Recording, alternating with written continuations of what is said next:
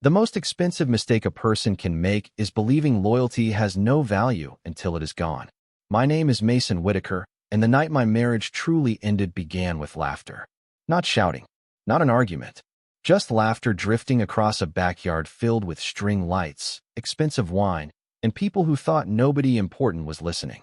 It was a warm Saturday evening in late spring. Our neighborhood sat on the edge of Austin, Texas, where large oak trees shaded wide lawns, and every house looked like it belonged in a real estate brochure. Brooke and I were hosting a gathering for some of her friends and coworkers. The patio was crowded with people holding drinks, sharing stories, and celebrating a recent promotion she had received. Music played softly through outdoor speakers. The smell of grilled food lingered in the air. Everything looked normal. Everything looked successful. I had spent most of the evening moving between guests, refilling coolers, carrying trays, and making sure everyone was comfortable. It was the sort of thing I always did without thinking. Brooke was standing near the fire pit, surrounded by 4 of her closest friends. They were laughing about relationships, dating, and marriage. I was heading toward the garage to grab another bag of ice when I heard my name. Instinctively, I slowed down. One of her friends asked if Brooke ever worried about losing me. The group laughed. Brooke laughed too. Then she raised her wine glass and said the sentence that would change everything. I can dump him anytime. He is just a wallet I have not emptied yet. The laughter exploded around the circle. Someone nearly spilled her drink. Another woman shook her head and called Brooke terrible. Brooke only smiled wider. Come on, she said. You all know exactly what I mean. My hand tightened around the cooler lid. For a second I thought maybe I misunderstood. Maybe there was context I had missed. Maybe it was some awkward joke. Then another friend asked if she was serious. Brooke shrugged. Mason is comfortable, reliable, predictable. But if I ever decide I want something different, I will be fine. More laughter followed. Nobody sounded shocked. Nobody sounded uncomfortable. The conversation continued as though they were discussing the weather. I stood behind the partially open garage door, listening to every word. The strange thing was not the anger. I expected anger. Instead, I felt something colder. Clarity, like a fog lifting from a highway at sunrise. Tiny moments from the past few years suddenly started connecting. The expensive purchases, the emotional distance, the way conversations always seemed to circle back to money, the way appreciation had slowly been replaced by expectation. For 14 years I had explained those things away. Standing there in the shadows, I stopped making excuses. A few minutes later, I walked back onto the patio carrying the ice. Nobody knew what I had heard. Brooke smiled when she saw me and asked if I could help bring out dessert. Her voice sounded warm, affectionate even. If I had not heard the conversation myself, I would have believed every word. That realization hurt more than the joke. The rest of the evening passed in a blur. I smiled when appropriate. I thanked guests for coming. I cleaned plates and collected empty glasses. Brooke moved through the crowd like the perfect hostess. Every so often she touched my arm or smiled in my direction. The performance was flawless. By 11 o'clock the last guests finally left. The backyard grew quiet. Brooke headed upstairs while I remained outside collecting the final decorations. The string lights glowed softly above the patio. A warm breeze rustled the trees. Somewhere in the distance, a dog barked. I sat alone beside the dying fire pit and stared into the fading embers. Most people think life changes in dramatic moments. Mine changed in a single sentence spoken by someone who thought I would never hear it. And as I sat there beneath the Texas night sky, one thought kept repeating itself. If Brooke truly saw me as nothing more than a wallet, then maybe it was finally time for me to understand exactly what she had been planning all along. The next morning, Brooke kissed my cheek before leaving for work. It was a small gesture, the kind that would have meant something to me a week earlier. Now it felt different. Not fake exactly, just calculated. That was the unsettling part. Once you begin questioning a pattern, you start seeing details that were invisible before. She stood in the kitchen wearing a tailored cream-colored blazer, scrolling through her phone while sipping coffee. Sunlight streamed through the windows, illuminating the breakfast nook we had picked out together years ago. Everything looked normal. The house looked normal. Brooke looked normal. Yet I could not stop hearing her voice from the night before. I can dump him anytime. He is just a wallet I have not emptied yet. She smiled and asked whether I remembered that we were supposed to attend another social event the following weekend. I told her I remembered. She thanked me for handling the catering deposit. Then she grabbed her purse and headed toward the garage. Before leaving, she turned and smiled again. "You are the best, Mason." The front door closed a few seconds later. I stood alone in the kitchen staring at the empty coffee mug she had left beside the sink. The strange thing was that I still loved her. People imagine that betrayal instantly destroys feelings. It usually does not. Emotions are more stubborn than that. Love does not disappear in a single night. It slowly collides with reality until one of them eventually gives way. Over the next several days, I stopped focusing on what Brooke said and started paying attention to what Brooke did. The difference was eye-opening. For years, I had been busy building our life, managing responsibilities, and assuming we were working toward the same future. Now I watch more carefully. Every conversation seemed to revolve around a purchase, an upgrade, a trip, or some new expense. Every expression of affection appeared immediately before a request. Every disagreement somehow ended with me apologizing for things I had not caused. None of these moments seemed major on their own. Together, however, they formed a pattern I could no longer ignore.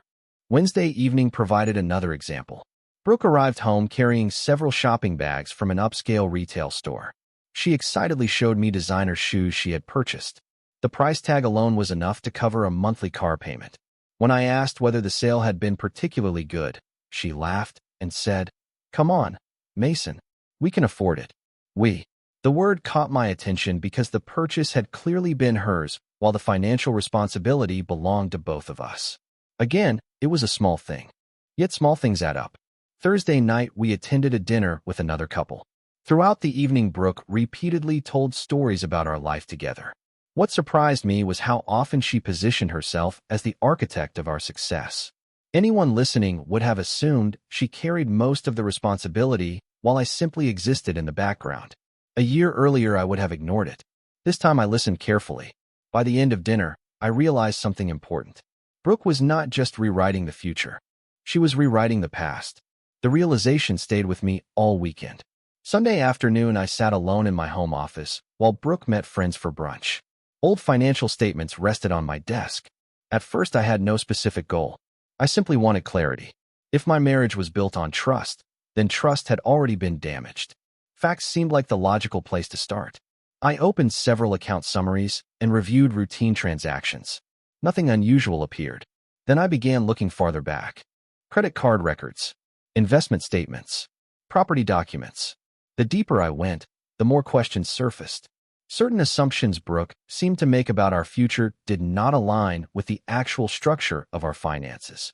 I was not finding answers yet, only clues. But clues have a way of leading somewhere. As the afternoon sun faded beyond the office window, I closed the final folder and leaned back in my chair. For the first time since the party, I felt something unexpected. Not anger, not sadness, curiosity. Because if Brooke truly believed she could walk away whenever she wanted, then she must have been counting on something. And I had a growing suspicion that whatever she was counting on was not nearly as simple as she believed. Curiosity became a routine after that. Every evening, once Brooke fell asleep or left to meet friends, I spent an hour or two inside my office reviewing records I had not examined closely in years. At first, the process felt almost ridiculous. I was not a detective. I was a husband trying to understand what had happened to his marriage. Yet the more information I gathered, the more convinced I became that something important was hiding beneath the surface. The clues were never dramatic.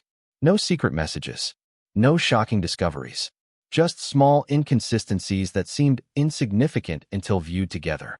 One Tuesday evening, I noticed a series of conversations Brooke had been having with a financial advisor I did not recognize. The meetings were legitimate and professionally documented. There was nothing improper about them. What caught my attention was the timing. Most of the appointments had occurred during the previous 18 months. Around the same period, Brooke had become increasingly distant. Coincidence was possible. Still, I made a note of it. A few days later, another detail surfaced. During a casual conversation over dinner, Brooke mentioned a luxury condominium development being built near downtown Austin. She spoke about the property with surprising familiarity, discussing floor plans, amenities, and future resale values. When I asked how she knew so much about it, she smiled and said one of her friends had shown her a brochure. The answer sounded reasonable, yet something about it stayed with me. Later that night, while reviewing financial records, I discovered that several consultations with the same advisor had taken place shortly after she first mentioned that development. Again, nothing illegal, nothing scandalous, just another piece of a puzzle I still could not fully see. What surprised me most was how calm I felt. A month earlier, I would have reacted emotionally to every discovery. Now I found myself approaching the situation differently. Facts were easier to trust than assumptions. Facts did not care about feelings. They simply existed. The following weekend, Brooke attended a brunch with friends while I stayed home under the excuse of catching up on work. In reality, I spent the morning organizing documents across my desk: investment statements, property records, insurance policies, retirement accounts. Years of financial history spread across the room like a timeline of our life together. Looking at it all at once revealed something important. Brooke often spoke as though our future assets were straightforward and easily divided. The actual structure was far more complex. Certain investments had existed long before our marriage. Several business interests were connected to older agreements. Some assets were held through entities created years earlier for planning purposes. None of this had seemed particularly important because I never imagined needing to analyze it. Now it mattered. By early afternoon, sunlight filled the office and illuminated a framed photograph sitting near the corner of my desk. Brooke and I were standing beside a moving truck on the day we bought our first house. We looked exhausted and happy. The picture stopped me for a moment. It reminded me that our story had not started with betrayal. It had started with hope. That realization hurt more than anything I had discovered in the paperwork. People rarely notice the exact moment gratitude turns into entitlement. The transformation happens slowly, one expectation at a time, one assumption at a time. Looking back, I wondered how many warning signs I had ignored because I wanted to believe everything was fine. That evening, Brooke returned home carrying shopping bags and talking excitedly about future plans. A destination vacation, a larger home, new opportunities she wanted to explore. As she spoke, I noticed something interesting. Every vision of the future included resources she seemed to assume would always be available. Resources she spoke about as though they belonged equally to her plans regardless of how our marriage unfolded. For the first time, I began to suspect that Brooke was not simply unhappy. She was operating from a set of expectations. And the deeper I looked into our financial history, the more I wondered whether those expectations were built on assumptions that had never actually been true. There is a difference between being underestimated and being invisible. Most people think they are the same thing. They are not. Being underestimated means people see you and misjudge your value. Being invisible means they stop looking altogether. Somewhere along the way, Brooke had stopped looking. The realization became impossible to ignore as I continued reviewing the story of our life through old records, photographs, and documents. One evening, I opened a storage cabinet in my office and pulled out several boxes that had not been touched in years. Inside were notebooks, business plans, tax records, and photographs from the earliest days of our marriage. Dust covered the lids. Time had turned some of the paper yellow around the edges. Sitting there beneath the soft glow of a desk lamp, I felt as though I was opening a time capsule from another life. 14 years earlier, Brooke and I had almost nothing. Our first apartment sat above a noisy intersection where traffic continued well past midnight. The air conditioner barely worked during the Texas summers. We owned mismatched furniture purchased from garage sales and discount stores. Every dollar mattered. Every unexpected expense required planning. Yet those years remain some of the happiest I can remember. Brooke was ambitious even then. She talked constantly about her goals, her career, and the future she wanted to build. I admired that about her. Whenever opportunities appeared, I encouraged her to pursue them. When promotions required longer hours, I adjusted my schedule to support her. When she wanted to return to school for additional certifications, I paid the tuition without hesitation. None of it felt like a sacrifice at the time because I believed we were building something together. Looking through the old records reminded me how much of our foundation had been created during those years. While Brooke focused on advancing her career, I quietly built several business interests that eventually became successful investments. Nothing glamorous, nothing that attracted headlines. Just years of careful decisions, long hours, and disciplined planning. Many weekends that friends spent relaxing, I spent working. Many evenings that others spent watching television, I spent studying markets, contracts, and financial opportunities. I never talked about it much because the results mattered more than the recognition. That mindset eventually became part of the problem. When people do not see the work, they often assume the results appeared naturally. As I sorted through old files, I found a photograph taken shortly after we purchased our first home. Brooke stood on the front lawn holding a set of keys and smiling at the camera. Looking at that image, I remembered exactly how proud she had been. I also remembered the months leading up to that purchase.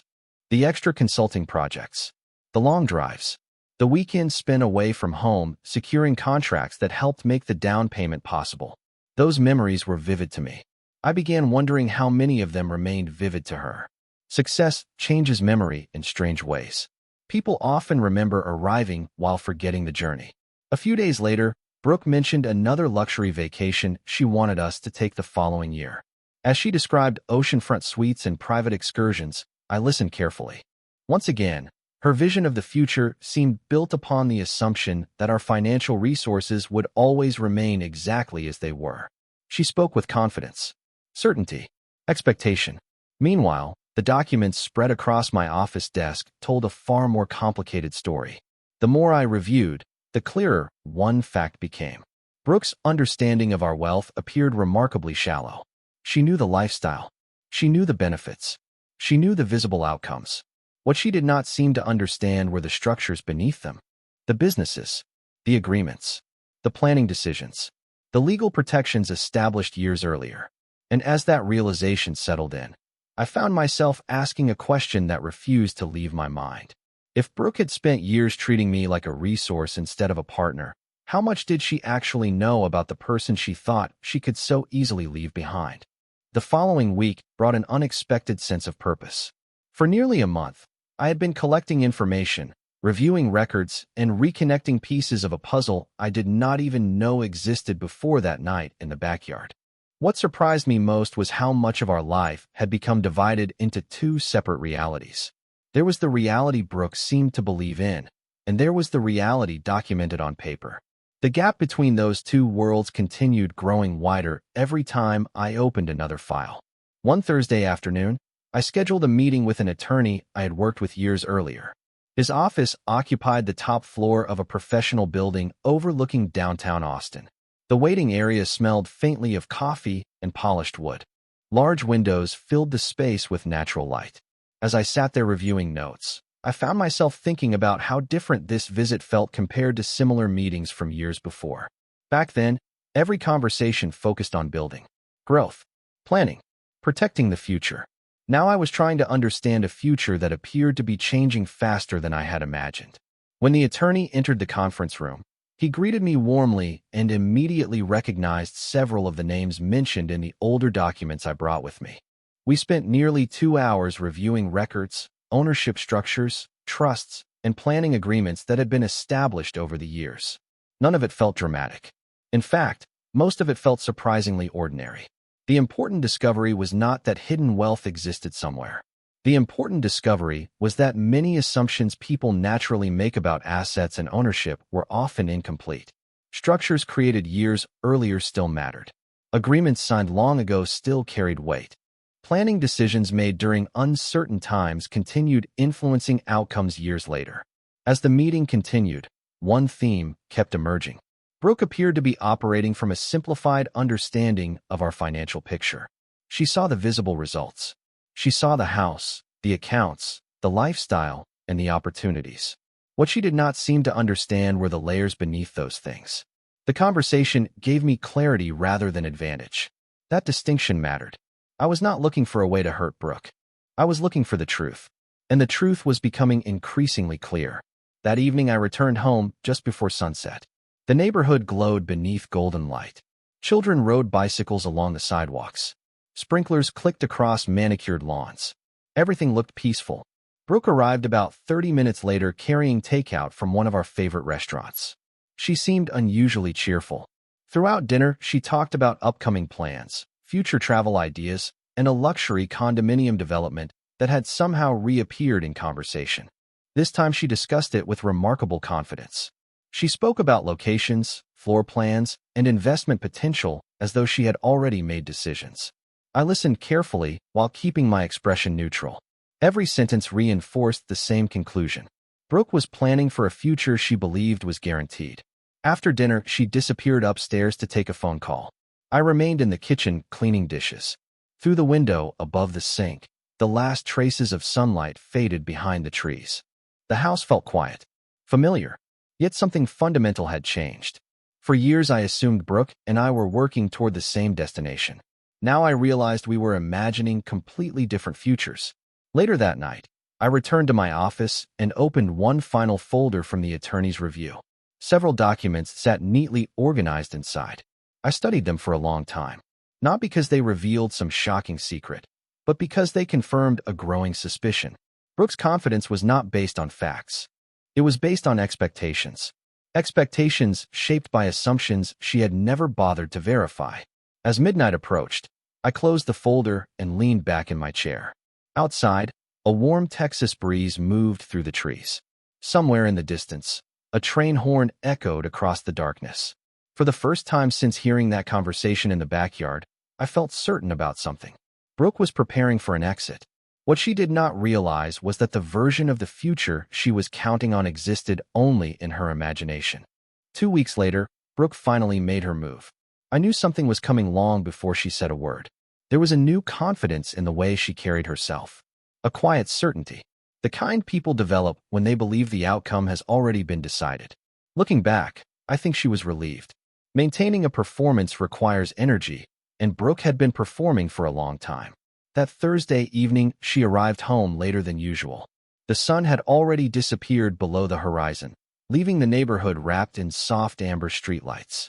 I was sitting on the back patio with a glass of iced tea when she stepped through the sliding door. For several seconds, she simply stood there. The warm Texas air moved through the trees while distant sounds from neighboring homes drifted across the fences. Everything felt strangely peaceful. "Can we talk?" she asked. Those 4 words rarely lead anywhere good. I nodded toward the empty chair beside me. Brooke sat down and folded her hands in her lap. She looked composed, almost rehearsed. For a moment, neither of us spoke. Then she took a slow breath.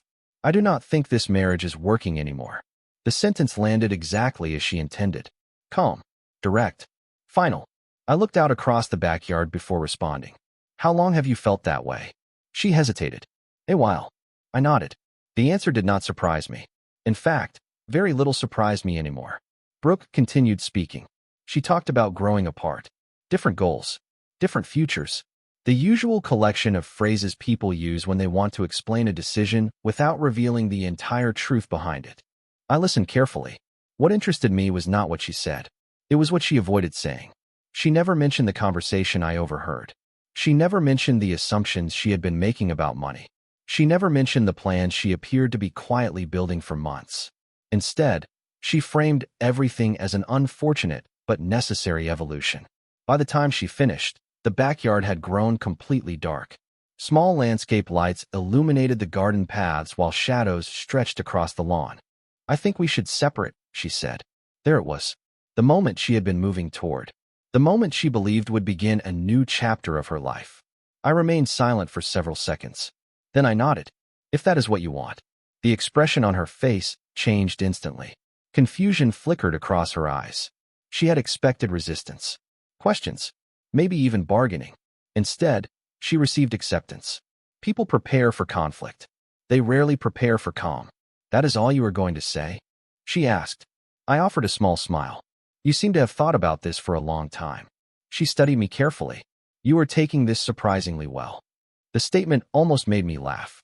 If only she knew how many nights I had spent reviewing documents, examining records, and rebuilding my understanding of reality piece by piece. This conversation was not the beginning of the story for me. It was simply confirmation of everything I had already learned.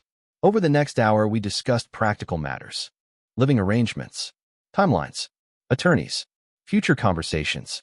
Brooke spoke confidently about moving forward.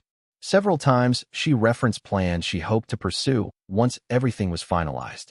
A luxury condominium appeared in the discussion again. So did travel plans and lifestyle changes. Each comment reinforced the same impression. She believed she understood exactly what the future looked like. Eventually, she stood and headed inside. Before reaching the door, she paused and looked back at me. I hope we can handle this like adults. I nodded. I do too. After she disappeared into the house, I remained on the patio alone. The night air felt cooler now. Somewhere beyond the neighborhood, thunder rolled softly across the horizon. A storm was approaching. I sat there listening to the distant sound and thinking about everything that had happened since the backyard party. Brooke believed she had just taken control of her future. What she did not realize was that the future she imagined depended entirely on assumptions she had never bothered to verify. And very soon, those assumptions were going to meet reality. The formal financial review took place 3 weeks later in a conference room overlooking downtown Austin. The room itself was unremarkable. A long table, floor-to-ceiling windows, bottled water arranged neatly beside legal pads. Yet the atmosphere carried a weight that everyone seemed to feel. Brooke arrived dressed with the same confidence she had carried throughout the separation process. Her attorney sat beside her reviewing documents while occasionally whispering updates. Across the table, my attorney calmly organized folders and notes. Outside the windows, the city moved through another ordinary weekday. Inside, assumptions were about to collide with facts. The meeting began professionally. Asset summaries were reviewed. Property records were discussed. Investment accounts were listed. For nearly an hour, everything followed the predictable path Brooke seemed to expect. She remained relaxed. Occasionally, she nodded along as figures were mentioned. Several times, she exchanged confident glances with her attorney. Then the conversation shifted toward ownership structures and long-standing financial arrangements. That was the moment the rhythm of the meeting changed. One document led to another. Historical agreements referenced older planning decisions. Business interests connected to separate entities. Certain assets linked to structures established years before our marriage had evolved into what they were today. Nobody raised their voice. Nobody argued. The facts simply continued unfolding one page at a time. I watched Brooke's expression carefully. At first, she looked mildly confused, then focused, then increasingly silent. Her attorney began asking more questions. Not aggressive questions, clarifying questions. The kind professionals ask when reality does not match expectations. Additional documents were produced. Dates were verified. Signatures were reviewed. Explanations followed. The deeper the discussion went, the more obvious it became that the future Brooke had envisioned was based on an incomplete understanding of how our financial world had actually been built. For years, she had enjoyed the benefits of the structure without ever examining the foundation beneath it. The realization seemed to arrive gradually, like sunlight moving across a room. Slow at first, impossible to ignore by the end. At one point, her attorney paused and leaned back in his chair. He removed his glasses and reviewed several pages again before continuing. That small gesture told me more than any speech could have. Across the table, Brooke stared down at the documents in front of her. The confidence she carried into the room was still there, but it was changing shape. Certainty was being replaced by understanding. I felt no satisfaction watching it happen. Surprisingly, I felt sadness, because none of this needed to occur. There had been a time when Brooke knew exactly who I was. A time when we celebrated victories together. A time when gratitude mattered more than entitlement. Somewhere along the journey, that version of us disappeared.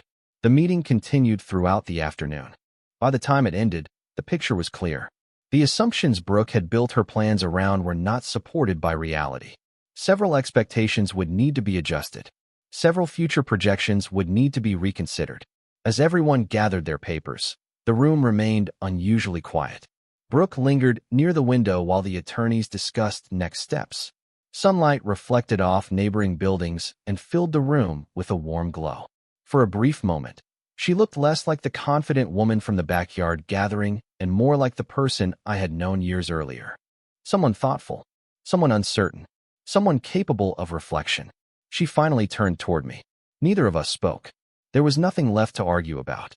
The documents had already said everything that needed to be said. A few minutes later, she walked out of the conference room with her attorney. I remained behind for a moment, looking across the Austin skyline. The city stretched toward the horizon beneath a cloudless Texas sky.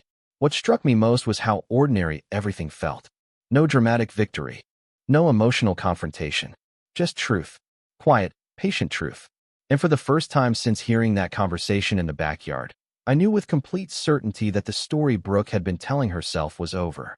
Reality had finally arrived, and unlike expectations, reality could not be negotiated. The weeks following the financial review felt strangely quiet, not because nothing was happening, but because the illusion had finally disappeared.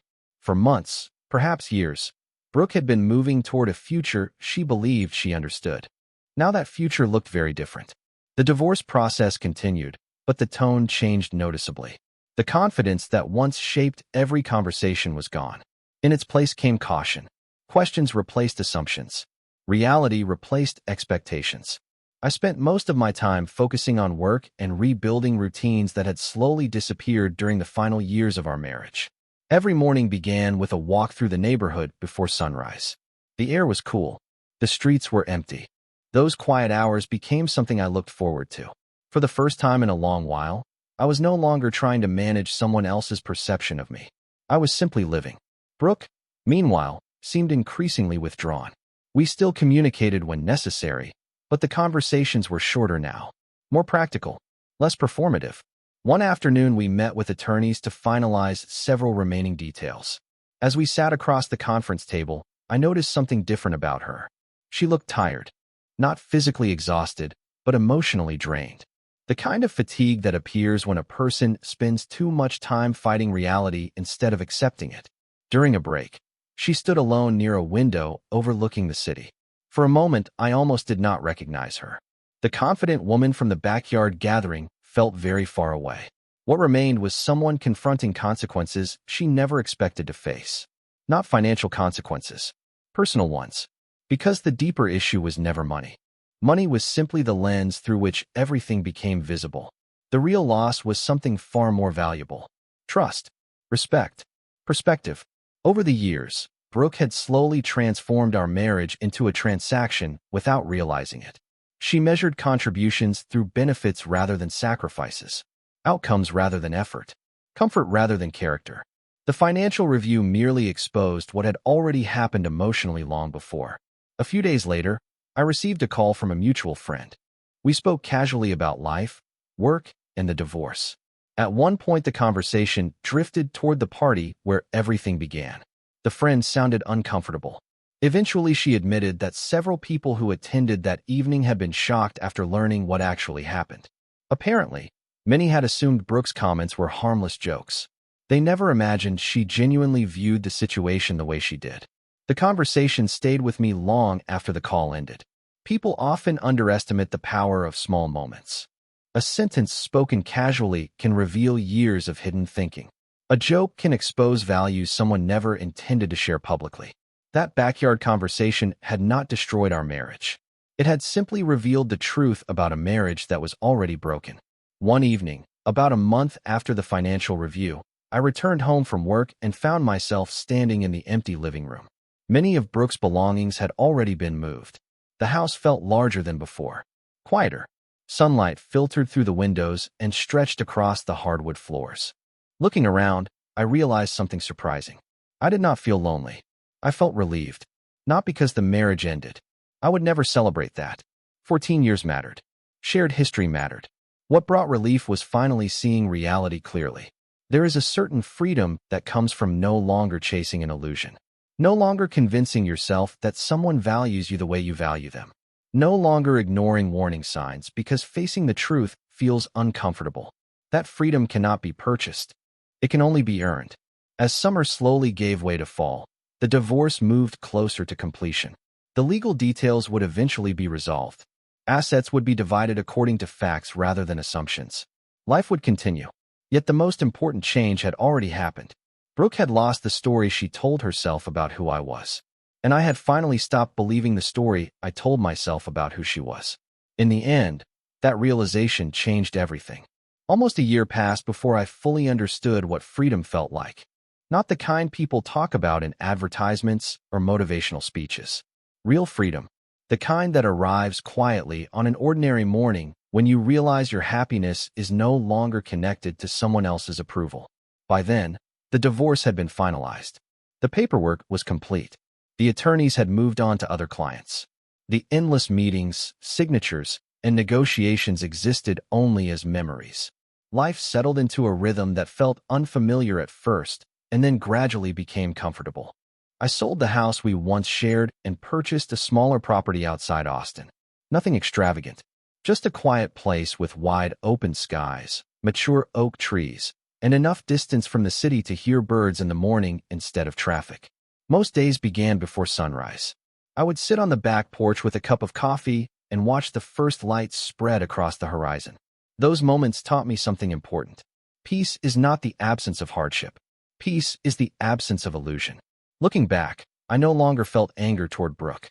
The resentment had faded months earlier. In its place was understanding. Not agreement. Not justification. Simply understanding. People reveal their priorities through their actions. Brooke revealed hers. Eventually, I accepted that truth and stopped wishing she had been someone different. Occasionally, mutual friends mentioned updates about her life. I listened politely and never asked for details.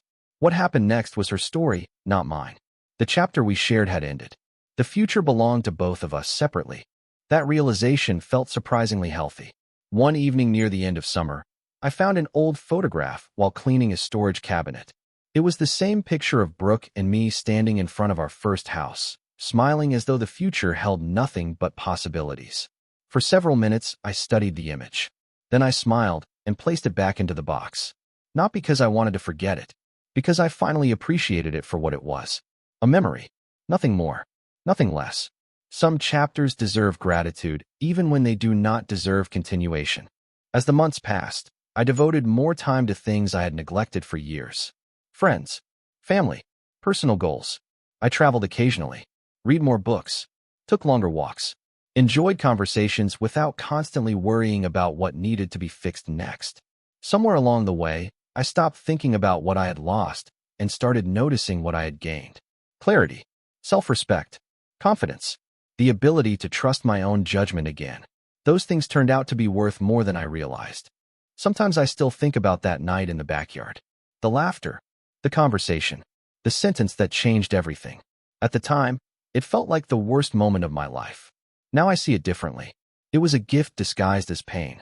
If I had never heard those words, I might have spent years living inside a version of reality that no longer existed. Truth can be uncomfortable, but it is almost always better than illusion. As the sun sets this evening, I find myself grateful for lessons I never wanted to learn. Grateful for challenges I never asked to face. Grateful for the opportunity to rebuild a life based on reality rather than assumptions. And perhaps that is the real ending to this story. Not revenge, not victory, not loss. Growth. The kind that only becomes visible after everything else has been stripped away. Before this story ends, I would genuinely like to know what you think. If you had overheard that conversation, would you have reacted immediately, or would you have done what I did and quietly searched for the truth first? Share your thoughts. And if stories about resilience, self-respect, and unexpected life lessons speak to you, consider subscribing so you can join us for more journeys like this one. Some stories entertain us. Others remind us who we are. This one did both for me.